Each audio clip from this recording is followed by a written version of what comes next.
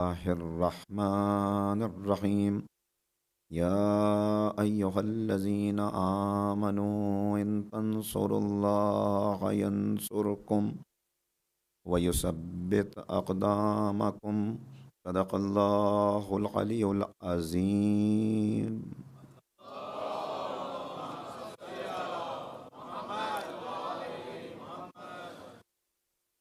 برادران ایمانی، احیاء دین کربلا کی روشنی میں ہمارا موضوع گفتگو ہے، اور یہ فکر و بحث کا 7واں مرحلہ ہے۔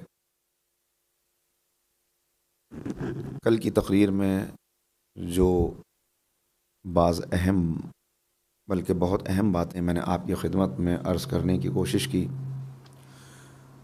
اس کا مغز اور ماحصل یہی ہے کہ جب ہم تاریخ کا مطالعہ کرتے ہیں تو ہمیں ایک طرف پیغمبر اکرم پر جان دینے والے وہ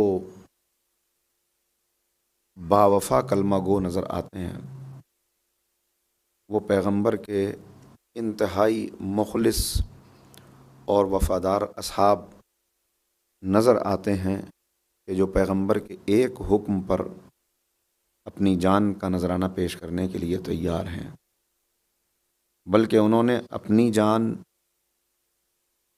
اپنے اعزہ کی جان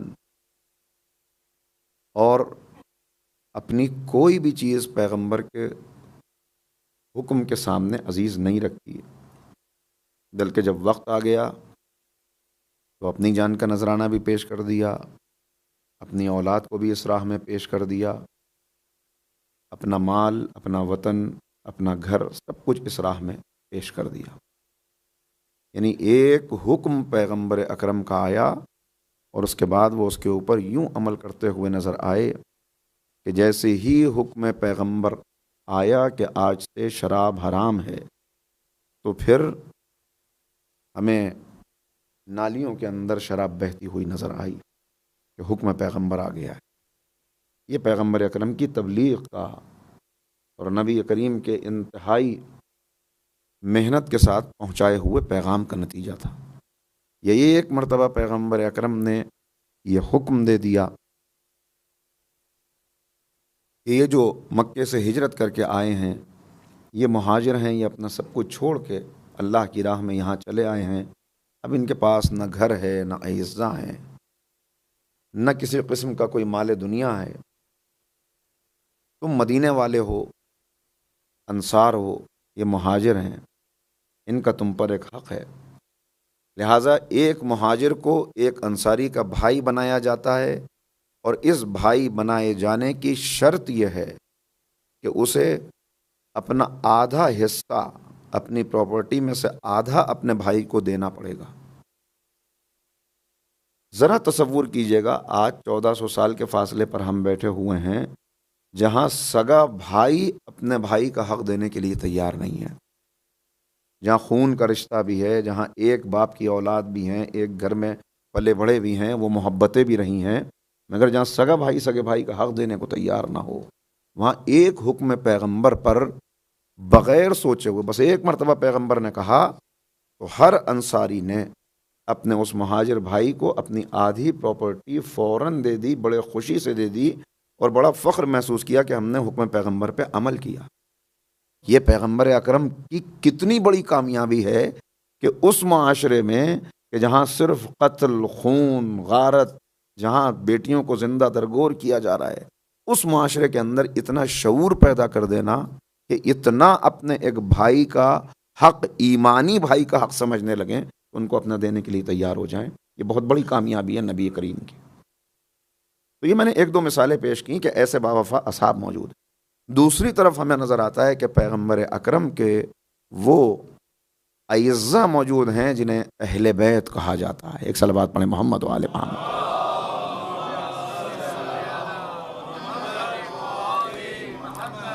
اور ان اہل بیت کا پیغمبر اکرم تعارف کرا رہے ہیں، بار بار تعارف کرا رہے ہیں اور بتا رہے ہیں کہ ان کو پہچان لو۔ تو یہ تعارف جو پیغمبر اکرم کروا رہے ہیں، یہ کس بنیاد پہ کروا رہے ہیں؟ یہ جو ان کی محبت کا حکم دے رہے ہیں، یہ کس بنیاد پر دے رہے ہیں؟ یہ جو ان کی عظمت بیان کر رہے ہیں، یہ کس بنیاد پر بیان کر رہے ہیں؟ یہ جو ان کو امت پر، اصحاب پر، اپنے دوسرے چاہنے والوں پر مقدم کر رہے ہیں، یہ کس بنیاد پر کر رہے ہیں؟ ایک ایسا پیغمبر، ایک ایسا نبی کہ جو اپنا سب کچھ قربان کر دے امت پر، راہ خدا میں سب کچھ قربان کر دے، اور جو دور جاہلیت میں بھی اپنے آپ کو امین اور صادق کہلوا لے، اس معاشرے سے جو ان کے فیصلوں کو کرنے کے لیے امین، اتنا امین ہو اور اتنی اچھی اس کی قضاوت ہو کہ وہ اس کو امین بنا لیں، منصف بنا لیں کہ آپ فیصلہ کر دیجئے، کیا اس نبی سے یہ توقع کی جا سکتی ہے، یہ سوچا جا سکتا ہے کہ وہ ان کو محبت اپنے نواسوں سے اتنی تھی، وہ اپنے بھائی سے اتنی تھی اور اپنی بیٹی سے اتنی تھی کہ اس محبت کی بنا پر وہ چاہتے تھے کہ یہ سب سے افضل ہو جائیں اور یہ سب پر مقدم ہو جائیں؟ نہیں عزیزو، ایسی بات نہیں ہے۔ پیغمبر اکرم کی شخصیت کو سامنے رکھیں، تعلیمات کو سامنے رکھیں تو بات بالکل واضح ہو جائے گی کہ نبی نے ان کی محبت کا اگر حکم دیا، یا نبی کریم اگر ان سے بے پناہ محبت کرتے تھے، تو اس کی بس ایک بنیاد تھی کہ اللہ ان سے محبت کرتا تھا۔ بس اللہ کی محبت تھی جو معیار تھی، جو بنیاد تھی، اور اسی اللہ کی محبت کی بنیاد پر پیغمبر کا ہر عمل بس اللہ کے لیے ہے۔ تو چونکہ اللہ ان سے محبت کرتا ہے، اللہ ان کی عظمت کا اعلان کرانا چاہتا ہے، اللہ چاہتا ہے کہ ان کو مقدم کیا جائے، لہٰذا نبی کریم ان کو مقدم کر رہے ہیں، ان کا تعارف کرا رہے ہیں، ان کے بارے میں بتا رہے ہیں، اور اس کے لیے سینکڑوں احادیث اور روایات بیان کی جا سکتی ہیں۔ مثال کے طور پر ابن ابی کعب پیغمبر کے ایک صحابی ہیں، وہ بیان کرتے ہیں کہ میں بزم پیغمبر میں بیٹھا ہوا تھا، نبی کریم کے ساتھ تھا، کہ اتنے میں آپ کا چھوٹا نواسا حسین دوڑتا ہوا آیا، سید الشہداء امام حسین ابن علی، صلوات پڑھیں عصمت پر۔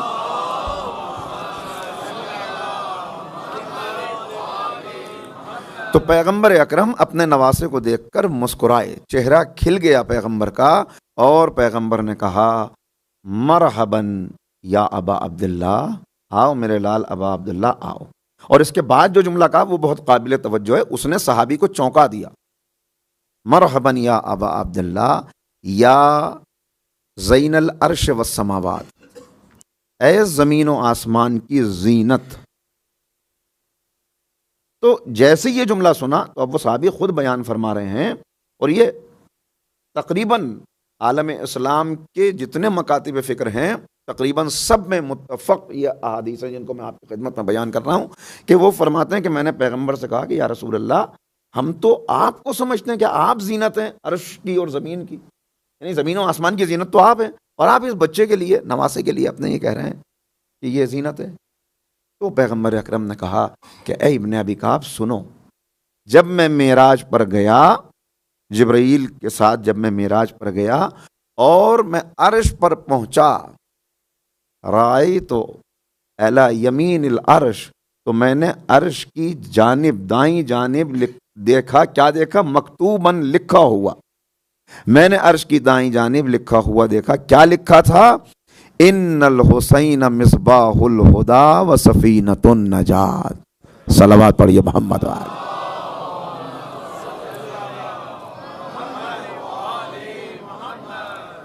اے ابن ابی کعب، یعنی پیغمبر نے یہ نہیں کہا کہ میں نے لکھا وہاں جا کر، یہ بات یہ ہے کہ میں نے محبت میں لکھ دیا، کہا جب میں معراج پر گیا تو میں نے عرش پر یہ لکھا ہوا دیکھا۔ تو کس نے لکھا تھا وہاں؟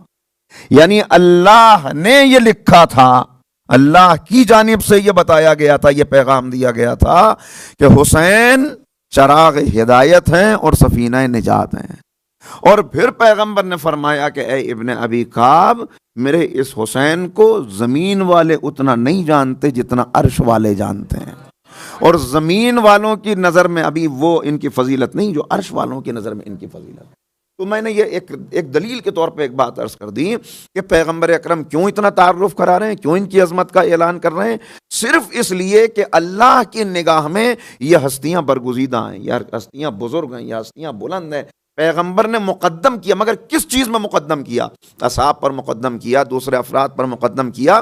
دیکھیے، جب کوئی محبت کی بنیاد پر کسی کو مقدم کرتا ہے تو محبت کی بنیاد پر کسی کو اپنے قریب کرے گا، مقدم کرے گا، تو کبھی اس کو مصیبت میں نہیں ڈالتا، اس کو مصیبتوں سے بچاتا ہے، خود کو مصیبت میں ڈالتا ہے، اس کو مصیبتوں سے بچاتا ہے، جن سے کم محبت ہوتی ہے ان کو مصیبت میں ڈالتا ہے۔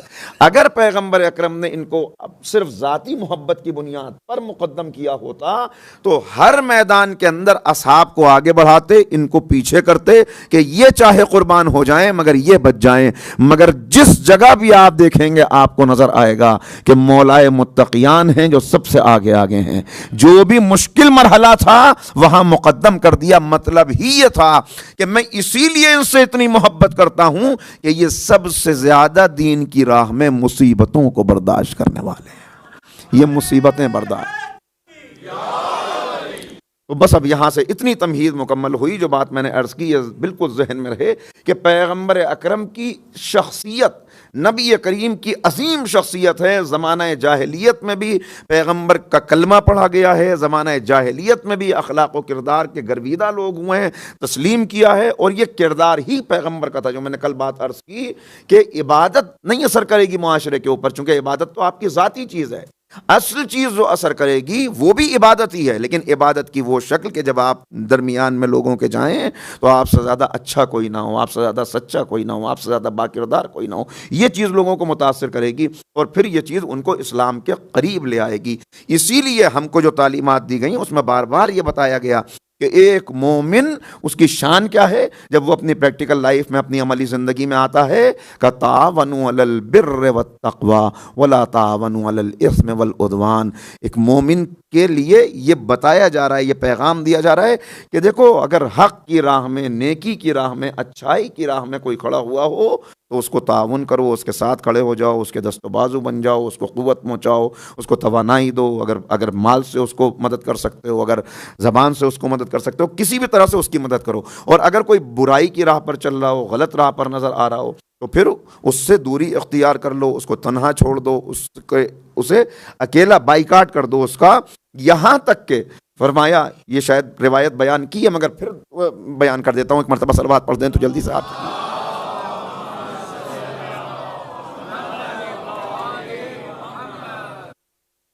کہ پیغمبر فرما رہے ہیں، نبی کریم نے ایک مرتبہ خطبہ دیتے ہوئے ارشاد فرمایا، انصر اخاک ظالمن او مظلومن، اپنے بھائی کی مدد کرو وہ ظالم ہو یا مظلوم ہو۔ تو بعض اصحاب یہ سمجھے کہ شاید ہم سمجھ نہیں پائے، ہم نے سننے میں ہم سے کوئی خطا ہو گئی، پیغمبر نے یہ فرمایا کہ مظلوم کی مدد کرو۔ کہا یا رسول اللہ مظلوم بھائی کی مدد کریں؟ کہا اپنے بھائی کی مدد کرو مظلوم ہو یا ظالم ہو۔ تو اب اصحاب نے کہا یا رسول اللہ مظلوم کی مدد کرنا تو واضح ہے، سمجھ میں آ گیا کہ مظلوم ہمارا بھائی ہے تو ہم اس کے ساتھ کھڑے ہو جائیں گے، لیکن ظالم بھائی کی مدد کیسے کریں؟ اس کی مدد کرنا یعنی ظلم کرنے کا تو حکم نہیں دے سکتے۔ تب پیغمبر نے کہا مظلوم کی مدد یہ ہے کہ تم اس کے ساتھ کھڑے ہو جاؤ، اس کا سہارا بن جاؤ، اس کے دست و بازو بن جاؤ، اور ظالم کی مدد یہ ہے کہ اگر تمہارا سگا بھائی بھی ظلم کر رہا ہو تو اس کا ہاتھ پکڑ کے ظلم کرنے سے روک لو۔ ظلم کرنے سے روکنا یہ اس کی مدد کرنا ہے، اس لیے کہ یہ ظلم اس کو جہنم میں لے جائے گا، یہ ظلم اس کو برباد اور ہلاک کر دے گا، تم نے اس کو روک لیا۔ تو یہ ہمیں سکھایا جا رہا ہے، بتایا جا رہا ہے کہ ایسے معاشرہ بنے گا، اور اس کے لیے پیغمبر اکرم عملی طور پر ہر قدم کے اوپر کر کے دکھا رہے ہیں کہ خود پیٹ سے پتھر باندھ کر لوگوں کو کھانا کھلا رہے ہیں، خود نبی کریم یعنی گزر رہے ہیں، کوئی جاننے والا نہیں ہے کہ کوئی جاننے والا یہاں پر، بلکہ دیکھ رہے ہیں ایک ضعیفہ جا رہی ہے، بوجھ کبھی اٹھاتی ہے سر پہ رکھ لیتی ہے، کبھی نیچے رکھ لیتی ہے، بس اس کے قریب آئے، کہنے لگے کہ اماں اگر تم مجھ کو اجازت دو تو یہ میں تمہارے گھر تک پہنچا دوں۔ اس نے کہا ہاں بیٹا ذرا میری مدد کر دو، اور پھر کہا کہ تم کتنے اچھے اور نیک ہو کہ اس معاشرے کے اندر، یہاں میں بھی گزر رہی تھی اس سڑک سے، کتنے لوگ تھے، کتنے جوان نظر آئے، کسی نے میری طرف دیکھا بھی نہیں، اور آقا نے اٹھا کے اس کا بوجھ سر پہ رکھ لیا، وہ چلنے لگے، اور جب گھر پہنچے اس کے اور وہ بوجھ اتارا تو وہ کہنے لگی کہ بیٹا میں تم کچھ دے تو تم کو سکتی نہیں، میں تو بہت غریب ہوں، ایک تم کو ایڈوائس دیتی ہوں، ایک تم کو نصیحت کرتی ہوں۔ دیکھو یہاں اس شہر کے اندر ایک شخص ہے کہ جس نے نبوت کا دعویٰ کر لیا ہے، اور نبوت کا دعویٰ کرنے کی وجہ سے ایک عجیب انتشار ہے جو معاشرے کے اندر پیدا ہو گیا ہے، اور اس کے بارے میں نے سنا یہ ہے، مجھے معلوم یہ ہوا ہے کہ اگر کوئی اس کی بات سن لیتا ہے تو فوراً اس کے دل پہ اثر ہو جاتا ہے، وہ ایک جادوگر ہے، لہٰذا میں تم کو نصیحت کرتی ہوں اس سے بچ کے رہنا۔ یہ سنا پیغمبر مسکرائے اور کہا کہ اماں جس کا تم تذکرہ کر رہی ہو وہ کوئی اور نہیں ہے، وہ میں ہی ہوں۔ اتنا سننا تھا، کچھ دیر وہ خاتون خاموش رہی. اس نے کہا کہ مجھے بتائیے کہ آپ کے دین میں شامل کیسے ہوا جاتا ہے, کلمہ کیسے پڑھا جاتا ہے. صلوات پڑھ دیں محمد وعلیہ.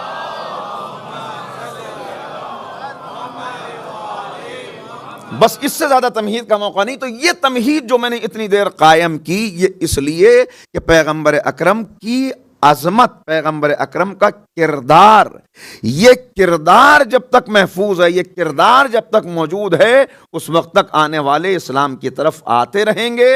اور یہ کردار محفوظ رہے گا تو اسلام محفوظ رہے گا. یعنی کسی بھی شخصیت سے اگر آپ متاثر ہوں, اب میں کچھ باتیں اشاروں میں کروں گا اور آپ بہتر سمجھیں گے انشاءاللہ, اس لیے کہ ارباب فہم و دانش موجود ہیں.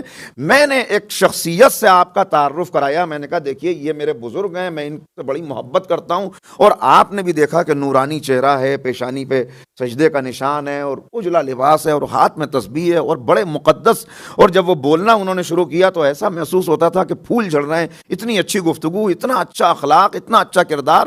آپ ان سے بہت زیادہ متاثر ہو گئے, اور آپ نے کہا کہ میں آپ کا شکر گزار ہوں کہ آپ نے اتنی عظیم ہستی سے, اتنی اچھی شخصیت سے مجھے ملوایا, اور ذرا ان سے میری سفارش کر دیجئے کہ کبھی کبھی یہ مجھے وقت دے دیا کریں تو میں ان کی خدمت میں حاضر ہو جایا کروں. اس لیے کہ ہم تو دنیا دار لوگ ہیں, ان جیسے لوگوں کے پاس بیٹھیں گے ذرا تو ذرا ہماری بھی کچھ روحانیت میں اضافہ ہوگا, ہمیں بھی کچھ ملے گا. میں نے کہا جی میں ضرور ان سے ایسا کہوں گا. تو اب ایک شخصیت قائم ہوئی, آپ نے ان کو دیکھا تو متاثر ہوئے, میری باتیں سنی تو متاثر ہوئے, ان کی کچھ باتیں میں نے بتائیں کہ اتنے مقدس ہیں تو آپ متاثر ہوئے. آپ پوری طرح سے متاثر ہو گئے. بات یہاں پر ختم ہو گئی, اور اس کے بعد کچھ دن گزر گئے. پھر جب کچھ دن گزرے تو ایک دن اچانک آپ نے دیکھا کہ وہی شخصیت جن سے میں نے آپ کا تعارف کرایا تھا وہ سڑک پہ کہیں کھڑے ہوئے ہیں, اور بڑی بھیڑ لگی ہوئی ہے, اور اس بھیڑ کے اندر بہت سے لوگ ہیں, وہاں پہ وہ بھی کھڑے ہوئے ہیں. تو آپ جا کے کہ بھائی جلدی سے ان سے چل کے ملاقات کریں. اب جب آپ وہاں پہ پہنچے اور آپ نے دیکھا کہ اس بھیڑ کا حصہ وہ بھی ہیں, وہاں پہ کھڑے ہوئے ہیں, تو یہ بھیڑ ہے کس چیز کی؟ اب جب آپ نے دیکھنا شروع کیا کہ کس چیز کی بھیڑ ہے, تو آپ نے دیکھا کچھ لوگ وہاں پہ ناچ رہے ہیں, کچھ ہلڑ ہو رہا ہے, اور اس کے اندر جو لوگ کھڑے ہوئے ہیں اسی کے اندر وہ بھی کھڑے ہیں. اور جیسے باقی لوگ جو ہیں وہ اس کو دیکھ کر اس منظر کو اور وہ اپنے منہ سے سیٹیاں بجا رہے ہیں اور آوازیں نکال رہے ہیں, ایسی وہ بھی نکال رہے ہیں. تو مجھے بتائیے کہ آپ کی نظر میں اب ان کی کیا شخصیت رہ گئی؟ غور کر رہے ہیں آپ؟ پھر ذرا سا اور ایک مرتبہ بات یہاں سے گزر گئی, پھر ایک اور مرتبہ آپ نے ان کو دیکھا, اور اب آپ نے دیکھا کہ ان کے ساتھ میں ان کا کوئی شاگرد بھی ہے, اور وہ شاگرد پھر ایسا ہی کوئی منظر ہے, ایسی کوئی جگہ ہے, وہاں پہ وہ اپنے شاگرد کے ساتھ موجود ہیں, اور شاگرد ان سے کہہ رہا ہے کہ دیکھیے ہمارا یہاں پہ اس جگہ پہ کھڑا ہونا مناسب نہیں ہے, اور یہ بے حیائی کا منظر ہے, یہ اچھا منظر نہیں ہے, یہ اچھا مجمع نہیں ہے, یہ اچھے لوگ نہیں ہیں, یہاں پہ ہمارا رکنا ٹھیک نہیں ہے, چلیے یہاں سے چلتے ہیں, یہاں پہ زیادہ دیر نہیں رکیں گے. اور وہ کہیں کہ ارے میاں رکو, ٹھہرو, دیکھو ذرا کتنا اچھا منظر ہے اور کتنا اچھا لگ رہا ہے یہاں پر, اور یہ ان لوگوں کے لیے یہ چیز اچھی ہے تو ان کو کرنے دو, اور تھوڑی دیر ہم بھی کھڑے ہو جائیں گے تو کیا بگڑ جائے گا. تو اب آپ مجھے بتائیے کہ ان کی عظمت کیا رہ گئی آپ کی نظر میں؟ بلکہ وہ جو ان کا شاگرد تھا جو ان کو روک رہا تھا اس کی عظمت زیادہ ہو گئی, اس شخصیت کی عظمت کم ہو گئی. اگر آپ نے ایسا 10-12 مرتبہ دیکھ لیا اور پھر مجھ سے ملاقات ہوئی اور میں نے کہا کہ وہ میرے مقدس ہستی جو تھے ان سے میں نے آپ کے لیے وقت لیا ہے, تو آپ کہیں گے کہ لعنت بھیجیے, دفع کیجیے, آپ کس کی بات کرنے لگے؟ اس کا تو ظاہر کا چہرہ کچھ اور ہے اور اصل چہرہ کچھ اور ہے. مجھے بتائیے شخصیت بنی تھی ان کا کردار دیکھ کر, شخصیت ختم ہو گئی جب آپ نے ان کو ایسی جگہوں پہ دیکھا جہاں پہ آپ خود بھی کھڑے ہونے کا وارہ نہ کریں. اب سمجھیے کہ اسلام کو مٹانے کے لیے کیا کیا کیا گیا. یہ ایک عام شخصیت کی بات تھی. اب میں کیسے کہوں, میرا دل ٹکڑے ہو رہا ہے, میرے پاس الفاظ نہیں ہے, میں اپنے زبان پہ وہ لفظیں نہیں لا سکتا. لیکن اگر یہ باتیں اس رسول کے بارے میں کہی جائیں کہ جس پر ملائکہ نازل ہوتے ہوں, جس پہ اللہ درود بھیجتا ہو, عظمت پیغمبر پہ ایک درود پڑھے محمد والے,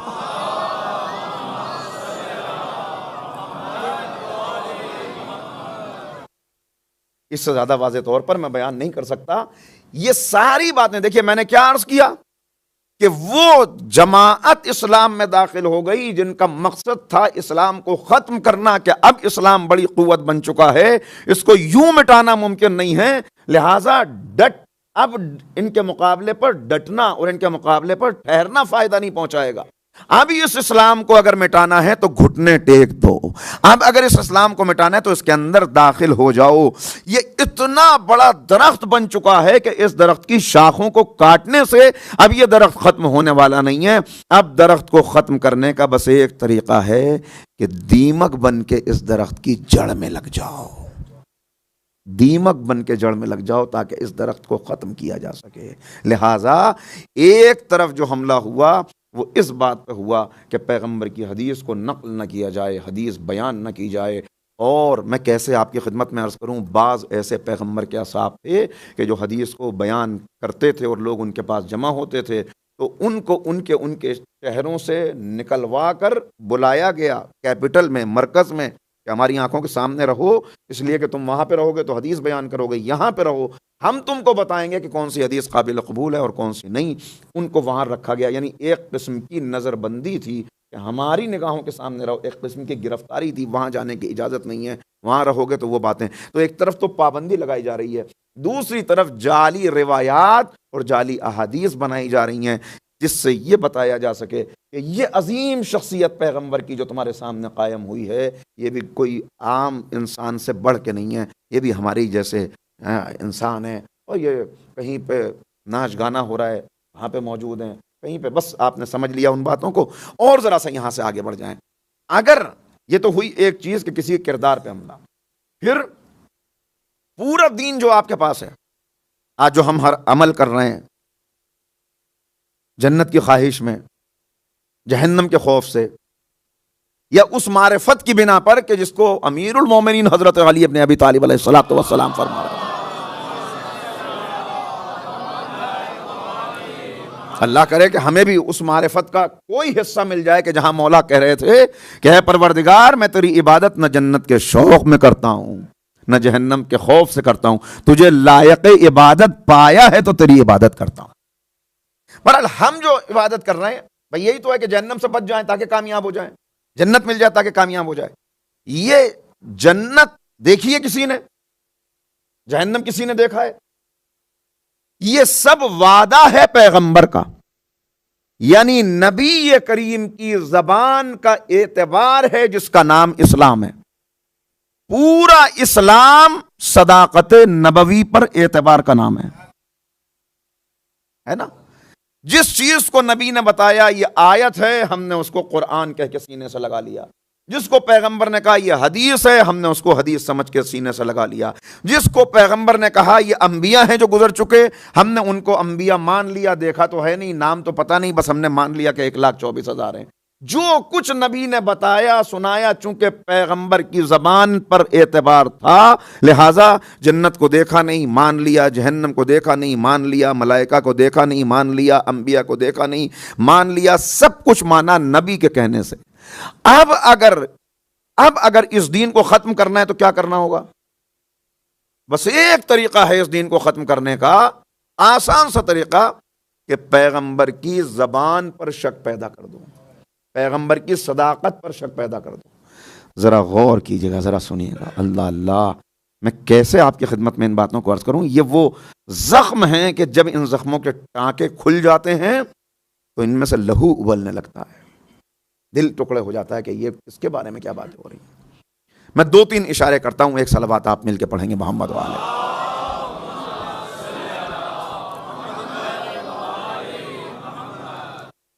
راوی کہتا ہے کہ بہت سارا قبیلے کے رہنے والے، بہت سارے افراد، اب قبیلے کے رہنے والے تھے، دیہات کے رہنے والے تھے، تو ان کو اتنا شعور تو تھا نہیں، وہ سب آئے ہوئے تھے پیغمبر سے ملنے کے لیے، بڑا ہجوم تھا، مجمع بہت زیادہ تھا جو نبی کریم سے ملنے کے لیے آیا ہوا تھا۔ اب ہر ایک ان میں سے چاہتا تھا کہ پیغمبر کو ملاقات کر لے، پیغمبر سے مصافحہ کر لے، پیغمبر سے، اتنا ہجوم تھا، اتنا لوگ تھے کہ نبی کریم کی ردا پھٹ گئی اس ہجوم۔ آپ غور کیجئے کیسے کیسے روایت، یہ سب جعلی روایات بنائی گئیں صرف اعتبار پیغمبر کو ختم کرنے کے، اعتبار پیغمبر۔ اتنا مجمع تھا کہ اس مجمع میں نبی دبے جا رہے تھے، ان کی ردا پھٹ گئی. جلدی سے کچھ اصحاب آگے بڑھے، انصار آگے بڑھے، اور انہوں نے نبی کریم کو وہاں سے بچایا، اور اس کے بعد نبی کو آپ کے گھر میں پہنچا دیا کہ آپ تو بڑے تھک گئے ہیں اور پسینہ پسینہ ہو گئے ہیں اور زخمی ہو گئے ہیں، آپ ذرا سا آرام کر لیجئے، بعد میں ان لوگوں سے ملاقات کیجیے گا. اور پیغمبر گھر کے اندر داخل ہوئے، اور جب وہ گھر میں داخل ہوئے تو انہوں نے پریشان ہو جاتا ہے نا آدمی مجمع سے، تو ایک مرتبہ کہا لعنت ہو ان کے اوپر، لعنت ہو ان لوگوں کے اوپر. ایسے انہوں نے ہجوم کیا اور میری ردا پھاڑ دی ہو میرا. نہیں، غصے کی کیفیت میں. دیکھیے ایک بات یاد ہے آپ کو جو میں نے دوسری تقریر میں عرض کی، کہ پوچھنے والے نے پوچھا یا رسول اللہ آپ جو کچھ کہتے ہیں میں لکھ لیا کروں؟ کل لکھ لیا کروں. کہا اگر آپ غصے میں کہیں تب بھی لکھ لوں، اور اگر کبھی آپ خوشی میں کوئی بات کہیں تب بھی لکھ لوں؟ کہا تب بھی لکھ لیا کرو، اس لیے کہ میں غصے اور خوشی کے عالم میں بھی سوائے حق کے کچھ نہیں کہتا ہوں، سوائے حق کے کچھ نہیں کہتا ہوں. یہ اس کو کاٹنے کے لیے، اس کو کاٹنے کے لیے، ختم کرنے کے لیے کہا کہ پیغمبر نے لعنت ان پر بھیجتے ہوئے نبی کریم گھر میں داخل ہوئے. تو اب جب گھر میں آئے اور گھر والوں نے سنا، آپ سمجھتے جائیے اور میں پڑھتا جاؤں، تو ایک مرتبہ کہا یہ آپ نے کیا کہہ دیا، آپ نے ان پہ لعنت کر دی، اب تو وہ تباہ ہو جائیں گے، برباد ہو جائیں گے، اس لیے کہ آپ نے ان پہ لعنت کی ہے. تو پیغمبر بیٹھ گئے. اب یہ سارے الفاظ آپ کو وہاں نہیں ملیں گے، یہ صرف میں کیفیت بیان کر رہا ہوں. نبی کریم بیٹھ گئے، اچھا چھوڑو چھوڑو پانی وانی لے کے آؤ، اس طرح کا کچھ ہوا ہوگا. پانی وانی نبی نے پیا، اور اس کے بعد کہا کہ کیا کہا تھا تم نے ابھی؟ کہا میں یہ کہہ رہی تھی کہ وہ آپ نے بد دعا کر دی، لعنت کر دی ان پر، وہ تو ختم ہو جائیں گے، تباہ و برباد ہو جائیں گے. تو کہا کہ نہیں پریشان ہونے کی ضرورت نہیں ہے، میں نے اللہ سے یہ معاہدہ کر رکھا ہے، اللہ سے میں نے یہ معاہدہ کر رکھا ہے کہ اگر میں کبھی کسی پہ لعنت کروں تو اس لعنت کو اس کے گناہوں کی بخشش اور اس کے کردار کی بلندی کا وسیلہ قرار دیتے ہیں. اچھا مجھے بتانے کی ضرورت تو ہے نہیں، آپ حضرات کے ذہن پہنچ رہے ہوں گے کہ یہ کیوں کہا جا رہا ہے، یہ کیوں کہا جا رہا ہے؟ تاکہ تاریخ میں پیغمبر نے جس جس کے متعلق، سمجھ گئے نا، صلوات پڑھ دیجئے محمد والے وآلہ.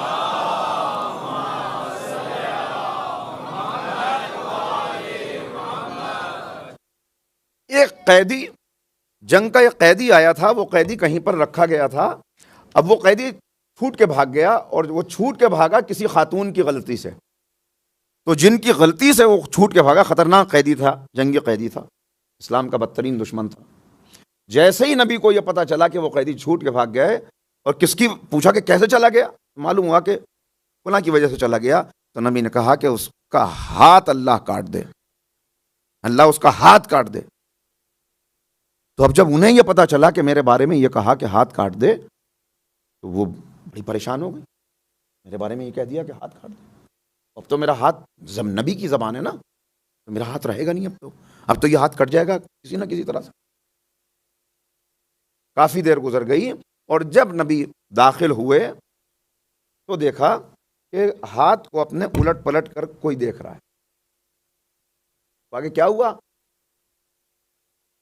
کہ نہیں میرا ہاتھ تو اب سلامت نہیں رہے گا، اس لیے کہ ابھی آپ نے یہ فرمایا کچھ دیر پہلے. نبی نے کہا میں جب کسی کے لیے بد دعا کرتا ہوں تو وہ بد دعا اللہ کی بارگاہ میں دعا بن کے پہنچتی ہے.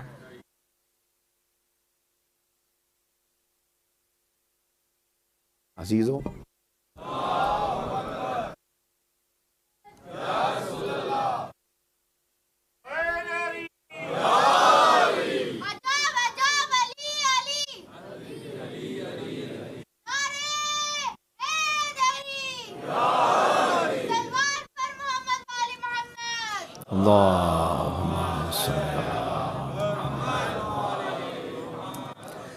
اگر نبی کریم کا کردار اسلام میں نہ ہو، اگر نبی کے زبان کی عظمت نہ ہو اسلام کے اندر، کہ پیغمبر کہہ دیتے ہیں، اور پھر پیغمبر اکرم نے مصلی بچھایا اور بیٹھے، کا پالنے والے میں تیش کے عالم میں کبھی کچھ کہہ دیتا ہوں، میں غصے کے عالم میں کبھی کچھ کہہ دیتا ہوں، لہٰذا جب میں غصے کے عالم میں کوئی بات کہوں تو اس کو تو قبول نہ کرنا، جب میں تیش کے عالم میں کوئی بات کیا کہہ رہا ہے قرآن؟ وما ينطق عن الهوى ان هو الا وحی یوحی، ہمارا نبی کلام بھی نہیں کرتا جب تک اس پر وحی نازل نہ ہو، ہوائے نفس سے گفتگو نہیں کرتا۔ کیا کہہ رہا ہے قرآن پیغمبر کے بارے میں؟ نبی کریم کے بارے میں پیغمبر کہہ رہا ہے، قرآن کہہ رہا ہے وما ارسلناک الا رحمتا للعالمین۔ تاریخ کیا بتا رہی ہے کہ طائف میں جو پتھر مار رہے تھے، جو لہو لہان کر رہے تھے، جنہوں نے کانٹے بچھائے تھے، خود پوچھا گیا نبی سے کہ آپ کو سب سے زیادہ اذیت کہاں ہوئی؟ کا طائف کے سفر میں، اور کیفیت کیا تھی کہ ایسے لہو لہان ہوئے تھے نبی کہ آپ کی نالین مبارک خون سے بھر گئی تھی، اور جسم سے اتنا لہو نکلا تھا، اتنا پسینہ بہا تھا، اتنی تھکن تھی سفر کی کہ ایک غشی کسی کیفیت تھی جو آپ پر طاری ہو گئی تھی، اور جو غلام آپ کا موجود تھا اس نے آپ کو کسی طرح سہارا دیا، آپ کو اٹھایا۔ ایسا عالم تھا یہ کہ ملائکہ میں کوہرام بپا ہو گیا، تو اللہ کی اجازت سے جبرائیل آئے اور آ کے کہا کہ یا رسول اللہ بس ایک مرتبہ آپ مجھے اجازت دے دیجئے، ان گستاخوں کو یہیں پہ ختم کر دوں، یہ دونوں پہاڑ جو نظر آ رہے ہیں ان دونوں پہاڑوں کو آپس میں ملا دوں تاکہ یہ سب سرما سرما ہو جائیں۔ پیغمبر نے کہا اے جبرائیل میں ان کو مٹانے نہیں آیا، میں ان کو بد دعا دینے نہیں آیا، میں ان کو ختم کرنے نہیں آیا، اللہ نے مجھے عالمین کے لیے رحمت بنا کر بھیجا ہے۔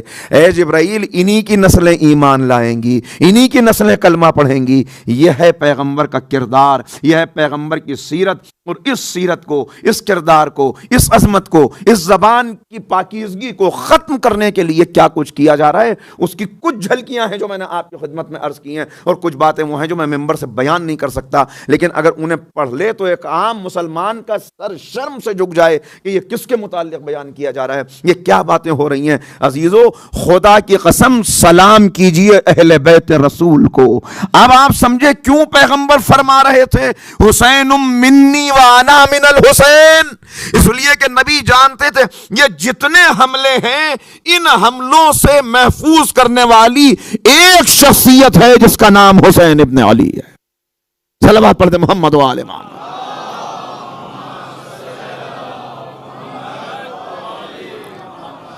اتنا جہاں حملہ ہو، ایسا شدید حملہ، اور اس کے مقابل میں دیکھیے جو میں نے عرض کیا کہ جن کی عزت جا چکی تھی، کل کی تقریر آپ کے ذہن میں ہے، جن کی عزت چلی گئی تھی، اب ان کی عزت کا خانہ کیا تھا کہ وہ کیسے عزت اپنے لیے حاصل کریں۔ ان کی عزت حاصل کرنے کا بس ایک طریقہ تھا کہ چونکہ پیغمبر اکرم کی زبان اقدس کے بیان سے، احادیث سے، روایات سے جن شخصیتوں کی عظمت بڑھ چکی ہے، جو بلند ہو چکے ہیں، اب ان کو کم نہیں کیا جا سکتا، لہٰذا ان پہ پردے ڈال دو، جو باتیں بیان کی ہیں وہ سامنے نہ آنے پائیں، اور اس کے مقابلے میں ایسی جعلی شخصیتوں کو کھڑا کر دو، ایسے جعلی کردار بنا دو، اور ایسی جعلی روایات سامنے لے آؤ کہ خود بخود ان شخصیتوں کا قد کم ہو جائے، ان کا قد بڑھ جائے۔ لہٰذا اس کا نتیجہ، اب یہ جو کچھ ہوا اس کا نتیجہ آپ کی خدمت میں عرض کروں، اس کا نتیجہ آپ کی خدمت میں ایک دو منٹ اور یہاں پہ لے لوں، وہ عرض کرتا ہوں۔ کچھ لوگ زیارت کرنے کے لیے گئے تھے روضہ رسول کی زیارت کر کے جب وہ واپس آئے تو یہ زمانہ تھا عبد الملک ابن مروان کا، اور عبد الملک ابن مروان کا گورنر تھا حجاج بن یوسف الثقفی، جس کا میں نے کل آپ کی خدمت میں تذکرہ کیا۔ جب اس کو یہ پتا چلا کہ یہ بزرگ اصحاب، یہ بزرگ یہاں کے زائرین یہ قبر رسول کی زیارت کے لیے گئے، تو اس نے ان سب کو طلب کیا، اس کے بعد کہا کہاں گئے تھے تم لوگ، تم کہاں گئے تھے؟ تو انہوں نے کہا کہ روضہ رسول کی زیارت کے لیے گئے تھے۔ اب اس کے بعد اس نے جو کچھ جملے کہے وہ میں بعینہ ہی تو نقل نہیں کر سکتا، مگر اتنا بتا سکتا ہوں کہ یہ کہا کہ کیا وہاں پہ سوائے ہڈیوں کے کیا ہے جو تم وہاں گئے تھے۔ یہ میں نے بہت ہلکا کر کے جملہ عرض کیا ہے، اس سے زیادہ نہیں بیان کر سکتا۔ اور اس کے بعد جو کہا، دیکھیے جو بات میں نے عرض کیا، اگر پہلی تقریر ذہن میں ہو آپ کے، اور ہے یقیناً کہ وہ حملے جو ہو رہے تھے ان حملوں کا مقصد کیا تھا؟ حکومتوں کو مضبوط کرنا۔ لہٰذا اب جو اس نے اس کے بعد جو جملہ کہا وہ بڑا تعجب خیز جملہ ہے۔ اس نے کہا وہاں جانے سے اچھا یہ تھا، روضہ رسول پہ جانے سے اچھا یہ تھا کہ یہ جو حاکم ہے ہمارا، تم اس کے محل کا طواف کر لیتے، اس لیے کہ اس کا محل اس روزے سے نعوذ باللہ نقل کفر نباشت خاکم بدہن کا اس کا محل اس روزے سے کہیں زیادہ افضل ہے، کہیں زیادہ افضل ہے۔ اور یہ وقت کا حاکم کا میں اس کو رسول اللہ سے بھی افضل سمجھتا ہوں۔ کیسے کیسے دین کو مٹایا جا رہا ہے، کیا ہے کربلا کی قربانی، کیا ہے اسرا کا کردار، کیا ہے شہداء کا کردار، جب تک یہ تاریخ پیش نظر نہ ہو اور جب تک یہ ساری باتیں ذہن میں نہ ہو، نہیں سمجھ میں آ سکتا کیسے احیاء دین کیا ہے سید الشہداء نے، اور کیوں ضروری تھی یہ قربانی، کیوں یہ مقدس لہو کا بہ جانا ضروری تھا جس کے لیے آقا نکل رہے تھے کہ میں کیوں جا رہا ہوں، اپنے جد کی سیرت کو زندہ کرنے کے لیے۔ تو سیرت کہاں چلی گئی تھی؟ یہی سب باتیں تھی جو ہو رہی تھیں، یہی سب باتیں ہیں۔ اور قرآن کریم کون سی ایسی چیز ہے جس کو اسلام نے اہمیت دی اور اس کو برباد نہ کیا جا رہا، اس کو ختم نہ کیا جا رہا ہو؟ یہی شخص جس کے متعلق میں نے ابھی عرض کیا کہ اس کے محل کی یہ تعریف کی جا رہی ہے، اس کے متعلق آپ تاریخ میں پڑھیں تو آپ کو معلوم ہوگا کہ جب تک حکومت نہیں ملی قرآن کو سینے سے لگا کے رکھا، سینے سے لگا کے ہر وقت قرآن، یہاں بیٹھ کے قرآن کی تعلیم دے رہا ہے، وہاں بیٹھ کے قرآن کی بات کر رہا ہے، ادھر بیٹھ کے قرآن کے واقعات، قرآن کی تفسیر، قرآن کی آیات، قرآن کے اشارے، قرآن بیان ہو رہا ہے۔ اور جیسے ہی حکومت ہاتھ آئی، میں کیسے عرض کروں آپ کی خدمت میں، قرآن کو شراب کی حوض میں ڈالا، شراب کی حوض میں ڈالا گیا کہ جا تیرا راستہ الگ، میرا راستہ الگ۔ یہ سید الساجدین کا زمانہ ہے، یہ آقا کا زمانہ ہے، یہ تو آقا کا کردار ہے، اس کے بعد پھر کسی کی ضرورت نہ ہوئی۔ واقعات ہوتے رہے مگر ہر دور میں پھر معصوم آپ کو نظر آئے گا، ہر دور میں معصوم نظر آئے گا۔ اور معصوم نے اتنا محفوظ کر دیا کہ آج اگر قرآن کی کوئی بے حرمتی کرے تو عام مسلمان بھی کھڑا ہو جاتا ہے۔ اس وقت قریب کا زمانہ تھا مگر کسی کی ضرورت نہیں تھی کہ کھڑا ہو کے یہ کہہ سکے یہ کیا ہو رہا ہے، یہ کیا کر رہے ہو۔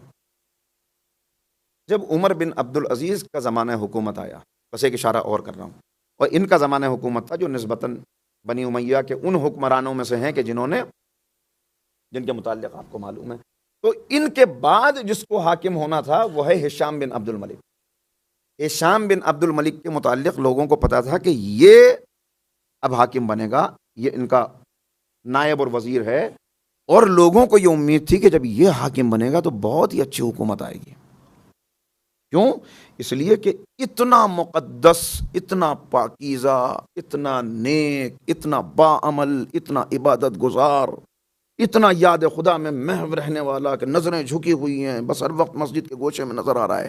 تو لوگ کہتے تھے جب یہ حاکم بنے گا نا تب دیکھنا کیسی حکومت آئے گی۔ اب جب یہ حاکم بنا تو بڑی اچھی حکومت آئی، کچھ دن بڑی اچھی حکومت چلی جیسے لوگوں کو توقع تھی۔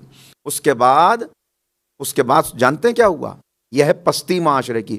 اس کے بعد یہ ہوا کہ 50 علماء معاشرے سے نکل کے سامنے آئے، جمع ہوئے، اور انہوں نے ایک فتویٰ دیا، ایک دستاویز دستخط کیا، مہر لگائے۔ انہوں نے کیا مہر لگائے؟ انہوں نے کہا کہ جو وقت کا حاکم ہوتا ہے، مسلمانوں کا حاکم، اس کے لیے اللہ ان دونوں فرشتوں کو چھٹی دے دیتا ہے، اس کے لیے کرامن کاتبین نہیں ہوتے، وہ کچھ اس کا کوئی عمل لکھا نہیں جاتا، لہذا حاکم جیسا چاہے ویسا عمل کرے، اس کے آگے کسی کو سر اٹھانے کی گنجائش نہیں۔ یہ تباہی اور بربادی تھی۔ اب آپ سمجھے، میں بہت سوچتا تھا اس تاریخ پر نظر ڈالنے، ایک مرتبہ ذرا مل کے صلوات پڑھ لیں آپ حضرات تاکہ بات۔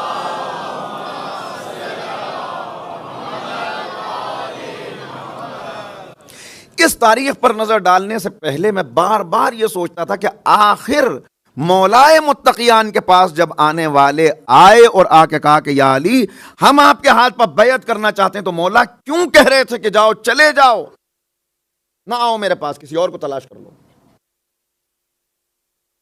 کیوں فرما رہے تھے؟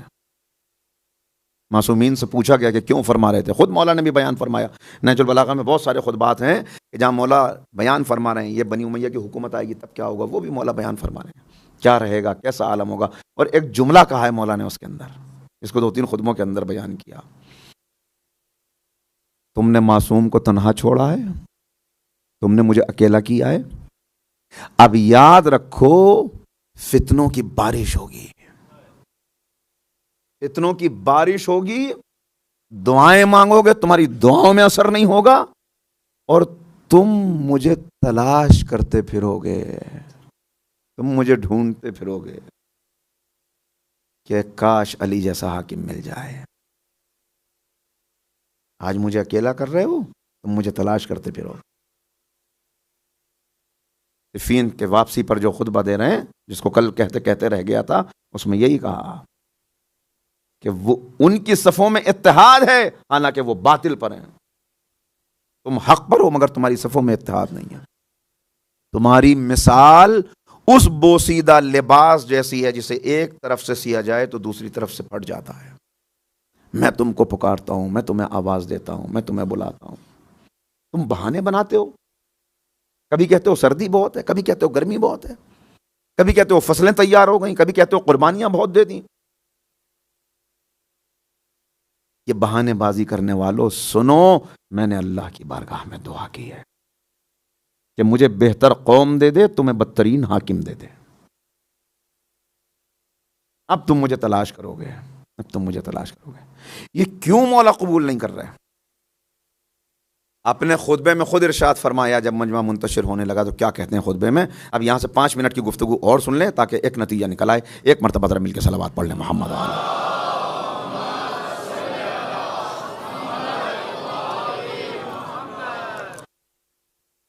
بہت سے خطبات ہیں، اس میں مولا ارشاد فرما رہے ہیں، تم ایسے میری طرف آئے جیسے پیاسی اونٹنی پانی کی تلاش میں آتی ہے۔ میں اپنی مٹھیوں کو بند کیے لے رہا تھا اور تم میری مٹھیوں کو کھول رہے تھے۔ تم نے اتنا ہجوم کیا کہ میری ردا پھٹ گئی، میرا جوتا پھٹ گیا، حسن حسین زخمی ہو گئے۔ میں اس بات کے لیے تیار نہ تھا کہ تمہارا حاکم بنوں، تم سے کہہ رہا تھا کہ چلے جاؤ، مگر تم نہیں مانے۔ اور اگر اللہ کا علماء سے یہ عہد نہ ہوتا کہ وہ نہیں خاموش بیٹھیں گے مگر مظلوم کو بھوکا دیکھ کر اور ظالم کا پیٹ بھرا ہوا دیکھ کر وہ چپ نہیں رہیں گے، اگر یہ اللہ سے عہد نہ ہوتا تو میں یہ مہار اس ناقے کی گردن پہ ڈال کے اس کو ہنکا دیتا اور کبھی تسلیم نہ کرتا، کبھی قبول نہ کرتا کہ تمہارا حاکم بنوں۔ لیکن اب تم نے میرے ہاتھ پر بیعت کی ہے تو میں تمہیں حق کے چشمے کی طرف پلٹا کے لاؤں گا، چاہے اس کے لیے تمہاری ناک میں نکیل ڈال کے تمہیں کھینچنا کیوں نہ پڑے۔ اور یاد رکھو، جس نے بیت المال کو اپنا ذاتی سرمایہ بنا لیا ہے، میں بیت المال اس سے واپس لا کے رہوں گا، چاہے اس سے کسی کا مہر ادا کر دیا گیا ہو یا کسی غلام اور کنیز کو خرید لیا گیا ہو۔ اور پھر حکم دیا کہ جس کے پاس ذاتی اسلحہ ہے اپنے پاس رکھ سکتا ہے، جس کے پاس بیت المال کا اسلحہ ہے، بیت المال کی سواری ہے، واپس لے کے آئے۔ نہیں ہو سکتا، یہ ناممکن ہے، یہ ممکن نہیں ہے۔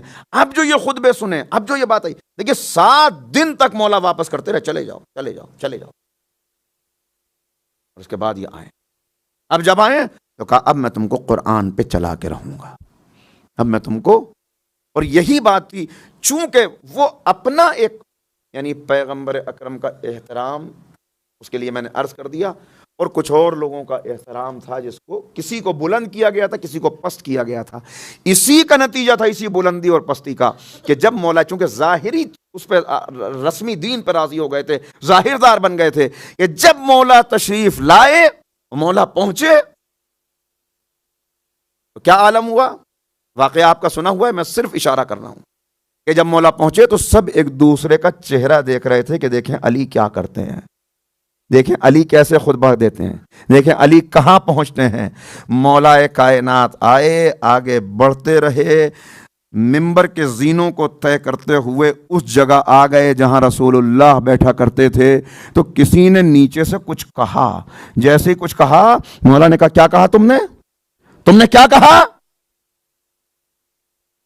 کہا یار آپ تو وہاں بیٹھ گئے جہاں رسول اللہ بیٹھتے تھے۔ کہا یہ تو لکڑی کے تختے ہیں، تو لکڑی کے تختوں پر میرے بیٹھنے پہ وہاں اعتراض کر رہا ہے جہاں رسول اللہ بیٹھتے تھے. میں تو وہ ہوں جو دوش رسالت پہ سوار ہو چکا ہوں.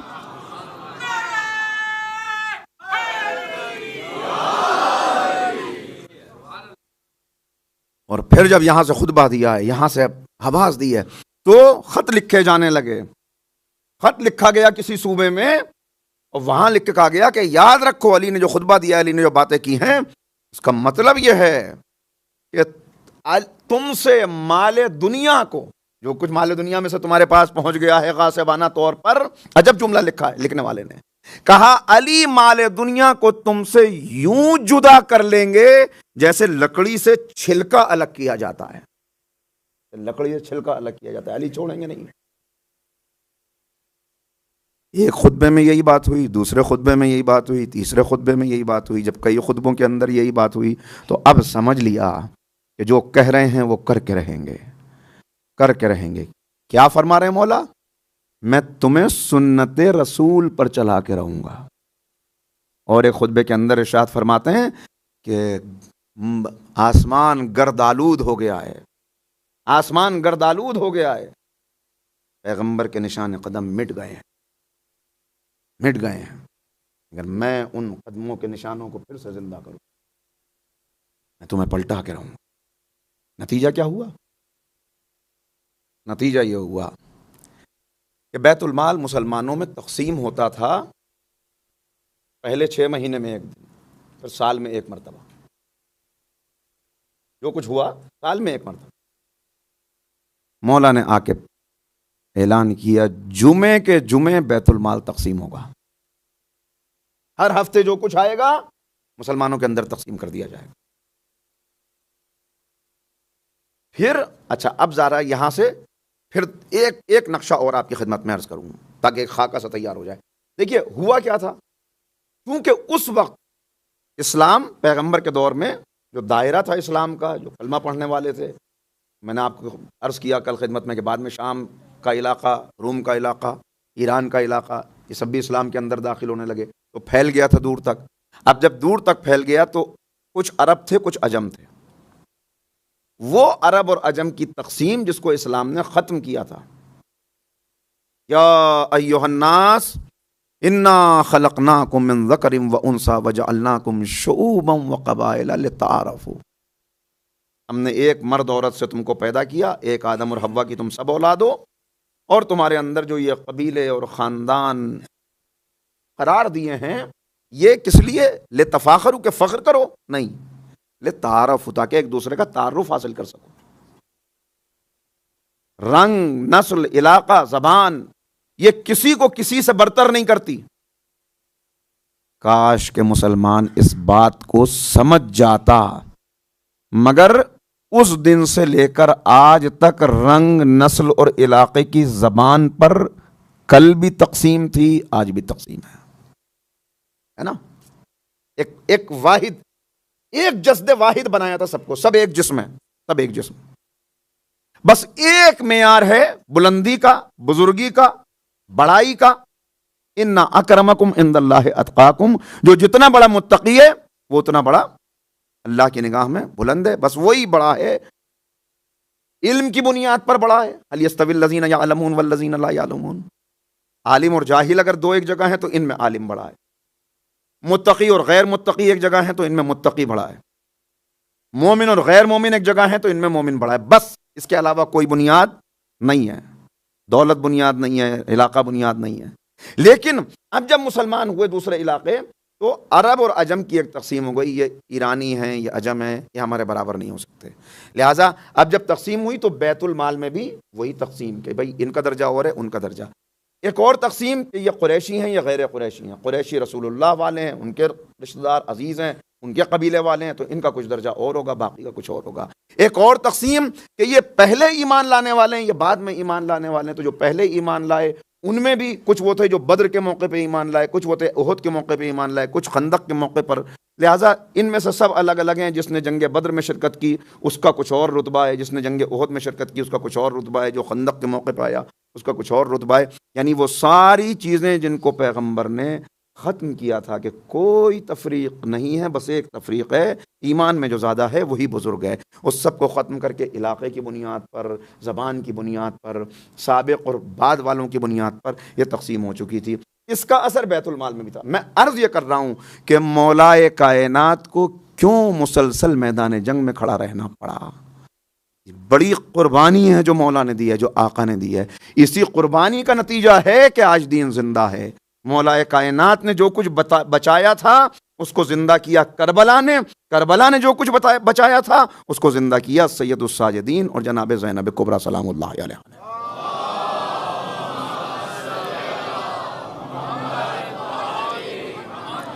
بس یہ آج کی حد تک بات ایک مرحلے تک پہنچ جائے تو اب تقسیم کیا تھی، میں زیادہ اب تفصیل میں نہیں جاؤں گا، لیکن کہ یہ بدر کے صحابی ہیں ان کو 5,000 ملیں گے، یہ احد والے ہیں ان کو 4,000 ملیں گے، یہ خندق والے ہیں ان کو 3,000 ملیں گے. بات کو سمجھ رہے ہیں؟ واضح ہو رہی ہے نا بات؟ یہ اس طرح کی تقسیم. اور بھی اس کے علاوہ کچھ تھی جس کو میں بیان کرنا نہیں چاہتا. بہرحال یہ تقسیم تھی. مولائے کائنات نے کیا اعلان فرمایا، کیا کہا؟ ایک تو ہر ہفتے تقسیم ہوگا، دوسرے اب جب تقسیم کا دن آیا اور لوگ جمع ہوئے سامنے آئے اور مولائے کائنات نے بیت المال کو تقسیم کرنا شروع کیا، 5,000 4,000 3,000 اور عام مسلمان کو کیا ملے گا؟ 200. 5,000 اور 200، 4,000 اور 200، 3,000 اور 200، یہ تھی تفریق. عام مسلمان کو 200 آتا ہے. اب مولا نے تقسیم کرنی شروع کی. سب سے پہلے جو آگے آیا اس کو 3 دینار ملے، اس کے بعد جو آیا اس کو 3 دینار ملے، اس کے بعد جو آیا اس کو 3 دینار ملے. آقا آیا 3 دینار، غلام آیا 3 دینار، عرب آیا 3 دینار، عجم آیا 3 دینار، مالکہ آئی 3 دینار، کنیز آئی 3 دینار، قریش آیا 3 دینار، غیر قریش آیا 3 دینار. جب سب کو 3 دینار ملے تو سب اپنا اپنا حصہ لے کے ایک طرف کھڑے ہو گئے. ایک مرتبہ آقا نے غلام کو دیکھا، جتنا تجھ کو دیا مجھے بھی اتنا ہی دیا. مالکہ نے کنیز کو دیکھا، جتنا تجھے دیا اتنا ہی مجھ کو دیا. عرب نے عجم کو دیکھا، جتنا عجم کو ملا اتنا ہمیں ملا. بس ایک مرتبہ ایک شور مچ گیا، ایک قیامت برپا ہو گئی. ہر طرف سے آوازیں بلند ہونے لگی، یہ کیا ہوا، یہ کیسے ہو گیا، سب کو برابر کیسے مل سکتا ہے؟ عرب عجم برابر ہو گئے، آقا اور غلام برابر ہو گئے، یہ کیسے ہو سکتا ہے؟ یہ نہیں ہو سکتا. ہاں سب جیسے ملتا آیا تھا ویسے ہی ہوگا. لہذا لوگ آگے آئے، یا علی ہمیں اتنا ملا کرتا تھا، یا علی ہمیں اتنا ملا کرتا تھا، اتنا ملا کرتا تھا. کہ نہ بتاؤ کہ کتنا ملا کرتا تھا، یہ بتاؤ رسول اللہ کتنا دیا کرتے تھے. کیا کہا؟ میں سنت کو زندہ کر کے رہوں گا. صلوات پر محمد و آل محمد.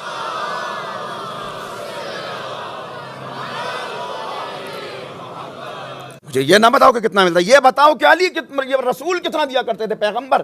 بات ہو گئی، یہ ایک نشست تھی، یہ نشست ختم ہو گئی. لوگ کہتے کہتے اپنے اپنے گھروں کو چلے گئے. اس کے بعد کچھ لوگ ملنے کے لیے آئے جن کو آپ تاریخ میں تلاش کیجئے گا کہ وہ کون ہے، اور وہ مولا کو لے کے کونے میں ایک گوشے میں بیٹھ گئے مسجد کے. یا علی بہت ضروری بات کرنی ہے، اور بات کرنے کے لیے کہنے لگے، یا علی یہ آپ نے کیا کیا، اتنے بڑے بڑے فیصلے کر لیے، ہم سے مشورہ نہیں کر رہے ہیں، ہم سے بات نہیں کر رہے ہیں، ذرا ہم سے پوچھ تو لیتے.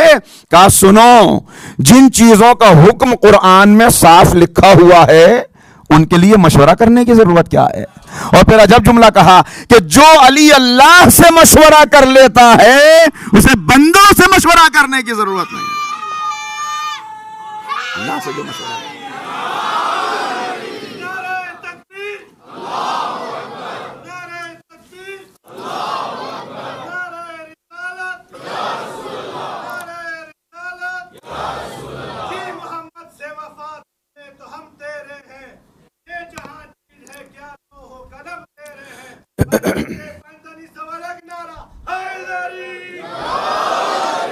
تو بس عزیزو، آخری مرحلے پر گفتگو آ گئی. مولا کائنات یہ تھا اصل، جس کو اپنوں نے نہیں مسیحی مورخ، میں نے عرض کیا تھا جورج جرداق کوئی اپنا نہیں ہے، وہ واضح طور پہ اس بات کو لکھ رہا ہے. اس نے واضح طور پہ لکھا کیوں علی قتل کر دیے گئے، علی کیوں قتل کر دیے گئے؟ شدت عدل ہے، اپنے عدل کی شدت کی وجہ سے. عزیزو جملہ کہہ دوں، دنیا کی تاریخ میں ایسے حکمراں بہت نظر آئیں گے جو اپنے ظلم کی وجہ سے قتل کیے گئے، جو اپنے ظلم کی وجہ سے قتل کیے گئے وہ بہت ہیں، مگر علی وہ واحد حکمراں ہیں جو اپنے عدل کی وجہ سے قتل کیے گئے، عدل کی وجہ سے قتل کیے۔ اور اس کے بعد خود جورج رزاق کہتا ہے اس بات کو، اے دنیا تجھے کیا ہو جاتا اگر تو اپنی ساری توانائی سمیٹ کر، ساری قوتیں سمیٹ کے ایک علی ہر دور میں پیدا کر دیا کرتی۔ ہر دور کے اندر ایک علی ہوتا جس کے پاس علی والی عقل بھی ہوتی، علی والی زبان بھی ہوتی، علی والی ذوالفقار بھی ہوتی۔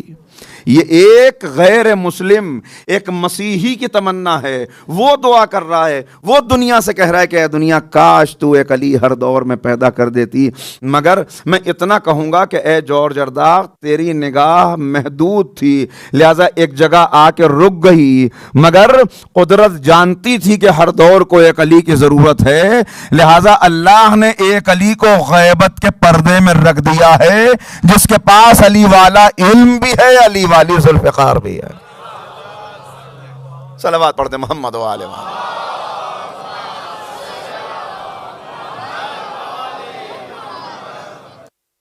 لہذا اب سمجھئے، یہاں سے دیکھیے کیا اب کیسے آپ کی خدمت میں ان باتوں کو عرض کروں اور کیسے آسان چھوڑتے ہوئے آسان کرتے ہوئے چیزوں کو بیان کر دوں۔ پھر ایک دن یوں ہوا کہ دو شخصیات ملنے کے لیے مولا سے آئیں، انہوں نے آ کے کہا کہ یا علی اپنے فیصلوں پہ نظر ثانی کیجئے، اپنے فیصلوں پر نظر ثانی فرمائیے، پھر غور کیجئے، پھر دیکھیے ذرا، اگر آپ اسی انداز سے بڑھتے رہے اور آپ کا طرز حکومت اور طرز زندگی یہی رہا تو کیا ہوگا؟ مولانا نے کہا کیا ہوگا اگر ایسی رہا؟ کہ لوگ آپ کو چھوڑ دیں گے، آپ کے مددگار کم ہو جائیں گے، آپ کی حکومت کمزور ہو جائے گی۔ افراد کی قوت کی ضرورت ہے، لوگوں کی تعداد کی ضرورت ہے، سپاہی بڑھنے چاہیے، کم نہیں ہونے چاہیے، آپ کے سپاہی کم ہو جائیں گے۔ بس پلٹ کے مولا نے جملہ کہا تو کیا چاہتا ہے؟ کیا چاہتے ہو تم؟ کہ میں اپنے افراد کی قوت بڑھانے کے لیے لوگوں پر ظلم کروں؟ میں لوگوں پہ ظلم کر کے؟ کہا عدل کر کے تنہا رہ جانا اس سے کہیں بہتر ہے کہ ظلم کر کے اپنی طاقت بڑھائی جائے۔ علی کو پرواہ نہیں ہے، جنہیں جانا ہے وہ جائیں۔ بس گفتگو رک رہی ہے اس مرحلے پر۔ کیا کہا اس کے بعد؟ تھوڑا سا تو خیال کرنا چاہیے تھا۔ بس یہ ایک آخری جملہ عرض کر رہا ہوں، کہا تھوڑا سا تو آپ کو خیال کرنا چاہیے تھا، ذرا خیال کرتے۔ دیکھیے جو میدان بدر میں آئے تھے ان کی کتنی خدمات ہیں، جو میدان احد میں آئے تھے ان کی کتنی خدمات ہیں۔ اپنی جان ہتھیلی پہ لے کے جب 313 مسلمان تھے تب وہ میدان میں کھڑے ہوئے تھے، جب صرف 1000 مسلمان تھے اور 3000 دشمن موجود تھے تب میدان میں کھڑے ہوئے تھے، تو ان کی خدمات کا تو خیال رکھنا چاہیے۔ کیا پیاری بات مولا نے پوچھی ہے کہ یہ بتاؤ وہ بدر اور احد کے میدان میں جو آئے تھے وہ بیت المال کے لیے آئے تھے یا اللہ کی رضا کے لیے آئے تھے؟ اگر وہ اللہ کی رضا کے لیے آئے تھے تو ان کو انعام ملے گا، لیکن یہ نہیں ہو سکتا، یہ نہیں ہو سکتا اس بنیاد پہ کسی کو۔ اب ایک اور بات کہی گئی، دیکھیے یہ سب خطرے، یہ سارے خطرات ہیں، اگر یہ باقی رہ جاتے، یہ باتیں چلتی رہتی ہیں، وہی قبائلی تشدد، ان کا بہ جانا، اس کو کہا جو قریش ہیں وہ تو رسول اللہ کے قریبی ہیں نا، رسول اللہ کے قریبی قبیلے والے، اور یہ جو لوگ ہیں ان کی خدمات زیادہ ہیں، تو ان کی خدمات زیادہ ہیں، اسلام کے لیے بڑی خدمتیں کی ہیں، اور ان کی قربت زیادہ ہے، تو قربت کی بنیاد پر ان کو ترجیح ملنی چاہیے، خدمت کی بنیاد پر ان کو ترجیح ملنی چاہیے۔ اب جو مولا نے جملہ کہا ہے وہ علی اور اولاد علی کے علاوہ کسی کو حق ہی نہیں پہنچتا کہ کہہ سکے۔ کہا تم نے کہا کہ قربت کی بنیاد پہ ان کا خیال کروں، قربت کی بنیاد پہ ان کا خیال کروں، خدمت کی بنیاد پہ ان کا خیال کروں، بتاؤ کیا اسلام میں علی سے زیادہ بھی رسول اللہ کو کسی سے قربت ہے اور علی سے زیادہ بھی کسی کی خدمت ہے؟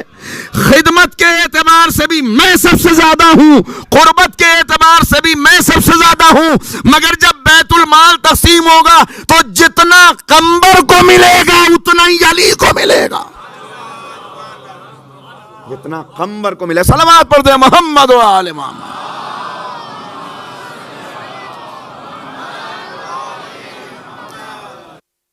یہ ہے عدل، یہ ہے اسلام کا مقصد. اسلام کے یہاں حکومت برائے حکومت نہیں ہے، مقصد حکومت ہی قیام عدل ہے، مقصد حکومت ہی قیام عدل ہے. اور عزیزو، کیا سبب تھا عداوت کا، کیا سبب تھا دشمنی کا؟ پوری زندگی مولا کی اٹھا کے دیکھ جائیے، ایسا حاکم آپ کو کہیں ملے گا؟ تاریخ میں تلاش کر کے لا دیجئے کوئی ایسا حاکم کہ جو اپنے ہاتھ سے اپنی نالین بھی سیتا ہو، اپنے ہاتھ سے اپنے کپڑوں میں بھی پیوند لگاتا ہو، کھیت میں مزدوری بھی کرتا ہو، باغوں کو بھی سینچتا ہو، کنویں سے پانی بھی نکالتا ہو، مزدوروں کا ہاتھ بھی بٹاتا ہو، اپاہجوں کے منہ میں نوالا بھی رکھتا ہو، غریبوں کی خبر بھی لیتا ہو، خود بھوکا رہ کر بیماروں کی خدمت بھی کرتا ہو، چکی بھی چلاتا ہو. ہے کوئی ایسا حکمراں؟ ہے کوئی ایسا حکمراں؟ اپنے ہاتھ سے کنویں کھودتے تھے. کنواں کھودنا اس زمین پر، ریگستان والی زمین پر، اس بنجر زمین پر کنواں کھودنا کتنا مشکل کام ہے. اپنے ہاتھ سے کنواں کھودتے تھے، اور جب کنویں سے ٹھنڈا پانی نکل آتا تھا تو اسے کبھی مسافروں کے لیے وقف کر دیتے تھے، کبھی حاجیوں کے لیے وقف کر دیتے تھے. اسلام میں سڑکیں بنانے کا آغاز مولا کائنات نے کیا، اور تاریخ نے عجب منظر لکھا ہے کہ جب سڑک بنا رہے تھے تو عجب عالم تھا. دیکھیے، کوئی چیز کا فیصلہ کر کے اور اپنے ماتحتوں کو حکم دے دینا کہ بھئی ایسا کر دینا، وہ ایسا کر دینا، یہ خیال کرنا، وہ خیال کرنا، یہ بہت آسان ہے. لیکن یہ فقرے ہیں، کتابوں کے فقرے ہیں کہ مولا کا عالم یہ تھا کہ 5 پتھر ایک وقت میں اٹھا کر لاتے تھے. 2 پتھروں کو اپنی بغلوں میں دبا لیتے تھے، 2 پتھروں کو ہاتھوں میں لے لیتے تھے، اور ایک پتھر کو اپنی ٹھوکروں سے آگے بڑھاتے ہوئے اس عالم میں مولا محنت کر رہے تھے. یہ کون ہے؟ یہ حاکم ہے، حاکم وقت کا. لائے گی دنیا ایسا حاکم؟ ہے کسی کے پاس ایسی مثال؟ اور پھر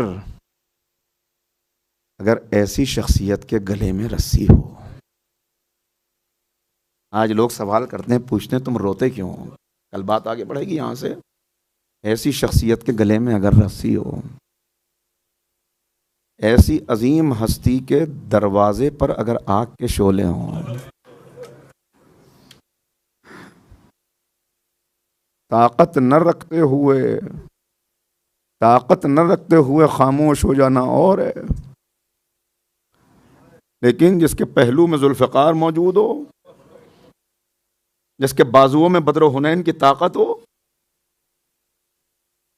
اور پھر اس کی زوجہ کی پسلیاں ٹوٹ جائیں،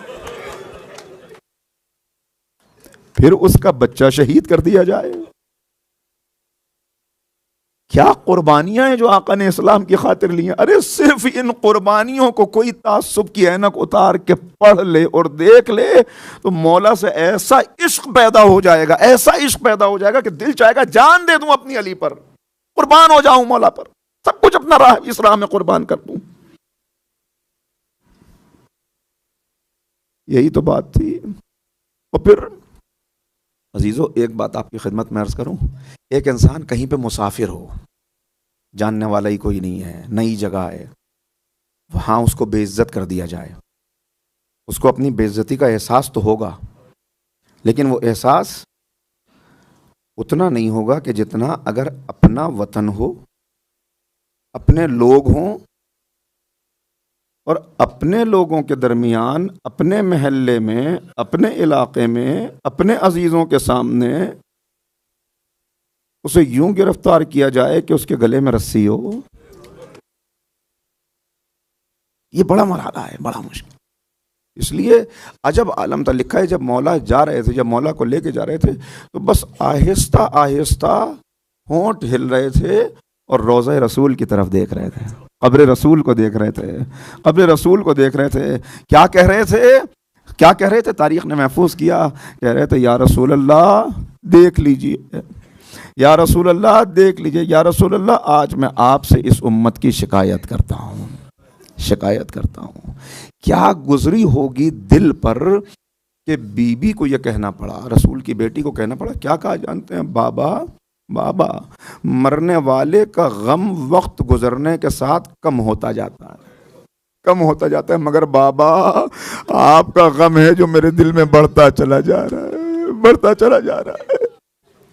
وہ بی بی جو رات کو مصلی پر بیٹھ کر لوگوں کے لیے دعائے بخشش کیا کرتی تھی، ایک ایسا موقع آیا کہ اس نے کہا بابا میں آپ سے امت کی شکایت کرتی ہوں۔ جانتے ہیں وہ کون سا وقت تھا؟ وہ کون سا وقت تھا کہ جب آ کے کہا کہ یا علی فاطمہ سے کہہ دیجئے یا دن کو رو لیا کریں یا رات کو رو لیا کریں۔ میں ایک مرتبہ کہا میرے رونے پہ بھی پابندی لگائی جا رہی ہے، یہ نہیں ہو سکتا۔ یا علی اچھا جنت البقیع میں ایک جگہ بنا دیجئے جہاں بیٹھ کے میں اپنے بابا کا ماتم کر لیا کروں، میں اپنے بابا کو رو لیا کروں۔ عجب کیفیت تھی، یہ غم تھا جس کی ابتدا مدینے سے ہوئی اور جس کی انتہا کوئی نہیں، آج تک جاری ہے اور آگے بھی جاری رہے گا۔ یہ قیمت ہے اس غم کی، یہ قیمت ہے اس محبت کی، یہ قیمت ہے اس مودت کی جو اس امت کو ادا کرنی ہے، جو ان چاہنے والوں کو ادا کرنی ہے۔ لیکن اس محبت کا سب سے زیادہ انتقام، اس محبت کا سب سے زیادہ انتقام جو باپ سے بیٹی کو تھی، مدینے میں جناب فاطمہ سے لیا گیا اور کربلا میں سکینہ سے لیا گیا۔ آخری فقرے کربلا میں سکینہ سے لیا گیا۔ کیسا انتقام تھا جو اس محبت کا اس بچی سے لیا گیا ہے، ذرا سوچئے گا۔ عزادارو میں آپ سے ایک بات پوچھتا ہوں، اگر کسی گھر میں کوئی میت ہو جاتی ہے، کوئی مر جاتا ہے تو جلدی میت پہ چادر ڈال دی جاتی ہے تاکہ بار بار بیٹیوں کی نظر نہ پڑے، بہنوں کی نظر نہ پڑے، مگر ہائے ظلم کربلا، ذرا سوچئے گا ایک یتیم بچی کے سامنے اس کے باپ کا کٹا ہوا سر ہو، کیا یتیموں سے چھپانا چاہیے اسے؟ یتیم کے سامنے باپ کا کٹا ہوا سر ہو، کیا گزرے گی اس یتیمہ پر؟ اسی لیے کیا محبت تھی عزیزو۔ بس تمام کر رہا ہوں بات کو۔ قافلہ چلا، قافلہ چلا، کس عالم میں قافلہ چلا؟ کچھ اسیر بیویاں ہیں، ایک بیمار امام ہے جس کے ہاتھ میں مہار ناقہ ہے، بڑھتے چلے جا رہے ہیں کہ ایک جگہ قافلہ رک گیا۔ قافلہ کیوں رکا؟ ایک مرتبہ آواز دی گئی قافلہ کیوں روک دیا گیا؟ پتہ چلا وہ سر زمین میں گڑ گیا، وہ نیزہ زمین میں گڑ گیا جس پہ حسین کا سر ہے۔ بس ایک مرتبہ ظالم کوڑا لے کے آگے بڑھا، سید سجاد کے قریب آیا، پشت کے اوپر کوڑے برسانے شروع کیے، پوچھو یہ تمہارے بابا کے سر والا نیزہ آگے کیوں نہیں بڑھتا؟ سید سجاد آگے آئے، بابا بابا بیمار کی پشت زخمی ہے، بابا بتائیے آگے کیوں نہیں بڑھتے؟ کہے میرے لال میرے سینے پہ سونے والی میری سکینہ ناقے سے گر گئی۔ بس ایک مرتبہ قافلہ رکا، سپاہی تلاش کرنے چلے، جناب زینب بڑھی، سید سجاد بڑھے، ہر طرف آواز دیتے ہیں سکینہ سکینہ۔ جناب زینب صحرا میں پکار رہی ہیں۔ اب جو ایک مرحلے پہ پہنچی تو کیا دیکھا؟ ایک بی بی برقع پوش موجود ہے جن کی آغوش میں سکینہ سوئی ہوئی ہے۔ بس زینب آگے بڑھی، اے بی بی یہ بچی جب سے اپنے باپ سے جدا ہوئی نہ ماں کی گود میں سوتی ہے نہ پھپھی کی آغوش میں سوتی ہے، آپ کی آغوش میں اسے نیند آ گئی۔ اے بی بی آپ کی آغوش میں نیند آ گئی۔ ارے کیا عجب ہے کہ بی بی نے کہا ہو اے زینب اس آغوش میں تو حسین بھی سویا ہے، اس آغوش میں تو نے بھی آرام کیا ہے۔ میں ایک مرتبہ سکینہ کو اپنی آغوش میں لیا، کہا بی بی ہم عالم غربت میں ہیں، آپ کو کچھ دے تو نہیں سکتے مگر اے بی بی آپ کا شکریہ، بھائی اتنا سننا تھا۔ ایک مرتبہ بی بی نے اپنے چہرے سے نقاب ہٹائی، اے زینب کس کا شکریہ ادا کر دیا؟ میں تیری ماں فاطمہ زہرا، اماں بھائی پسے گردن سے ذبح ہوا، اماں میرا اکبر مارا گیا، اماں میرے آل محمد مارے گئے، اماں عباس کے بازو کٹ گئے، اے زینب صبر